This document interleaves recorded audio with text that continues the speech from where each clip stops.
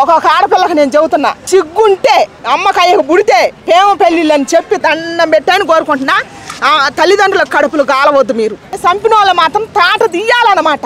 ఏడకాడికి రంపం పెట్టి కోసిండు, నేను కూడా చూసినా. చెబుతాను కోసిండు, రంపం తెచ్చుకుని అంటాడు. మనుషులకు గొడ్లకు పుట్టిండో మరి వాడికి ఏం మాయరోగం పుట్టిండో కోసిండు. కోసి సంచిలో పెట్టుకొని మన బ్యాగులో పెట్టుకొని తీసుకోపోతాడు. సీసీ కెమెరాలలో కానొచ్చింది. వాళ్ళమ్మను కూడా చూసింది నేను. ఆమె కూడా సరిగ్గా చెప్పట్లేదు. ఏం పుట్టింది ఆమెకు ఒక బిడ్డే ఉందిగా, చెప్పొచ్చుగా కొడుక్కి. మరి చేసుకునేటప్పుడే ఇష్టం లేదని చెప్పాలి, వద్దని చెప్పాలి. ఖచ్చితంగా కూర్చోవాలి, వద్దని చెప్పాలా.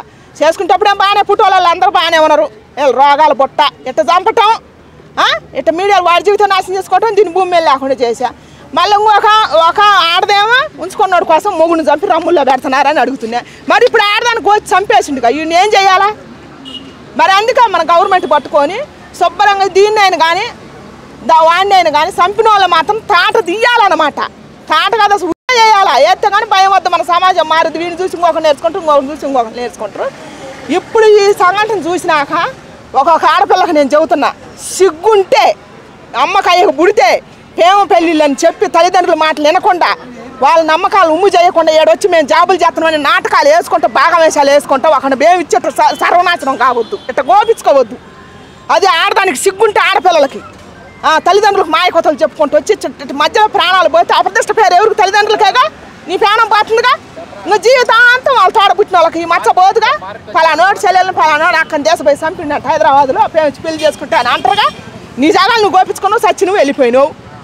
మరి రేపు భవిష్యత్తు ఏంది? నీ అనుకున్న వాళ్ళ భవిష్యత్తు ఏంది? అది ఆలోచించమంటాను నేను. మన సమాజాన్ని, మన యూత్ని, మన పిల్లల్ని అది ఆలోచించండి. మీ వెనక మీ తోడబుట్టిన వాళ్ళు ఉంటారు, మీ తల్లిదండ్రులు ఉంటారు, మీ అక్క చెల్లెళ్ళు ఉంటారు, మీ అన్నలదమ్ములు ఉంటారు. అది ఆలోచించి దయచేసి మారండి అని చెబుతున్నా. కొడుకులకు బిడ్డలకు ఇది మారండి. ఇట్లాంటి ఘటనలు చూసినాకైనా అమ్మాలకు అబ్బాయిలకు మారాలా. ఇప్పుడు ఆయన ఏం చేయాలంటారు? ఇంత కిరాతకంగా ఆమెను చంపిన ఆయనని ఏం చేయాలంటారు? వాడికి ఇంకా క్షమార్పణ లేదు. అంతే. మన గవర్నమెంట్ అదే నేను డిమాండ్ చేస్తున్నా. ఎవడైనా కానీ ఎవరైనా ఒకటే, ఆడదైనా ఒకటే, మగోడైనా ఒకటే. అది ఒకళ్ళొకళ్ళు చంపే రూల్ లేదు. నచ్చపోతే వదిలేసుకోండి. అలింగ్ కాకపోతే ఆరుగుడు పెట్టాలి. తల్లిని వదలమని ఉందండి, చంపమని లేదు. మన సమాజంలో చెప్పలే. నీకు నచ్చపోతే వదిలించుకో. నువ్వు చంపి నువ్వేం తింటున్నావు? నువ్వు కూడా జైల్లో కూర్చుంటున్నావుగా. నీ జీవితం కూడా నాశనం అయిపోతుందిగా. ఆ బుద్ధి ఎందుకు రావటం లేదు మన యూత్కి? చెప్పు. అది నేను కోరుకునేది. ప్రేమ పెళ్లిళ్ళ వల్లనే ఇలా జరుగుతుందంటారు. పెద్దలు కుదిరించినవి కూడా కొన్ని ఇట్లా జరుగుతున్నాయి కదమ్మా. పెద్దలు కుదిరించిన వాటిల్లో ఏదో ఒకటి జరుగుద్ది. ప్రేమ పెళ్ళిళ్ళే ఎక్కువ జరుగుతాయి. అది భయం ఉండదు, భక్తి ఉండదు.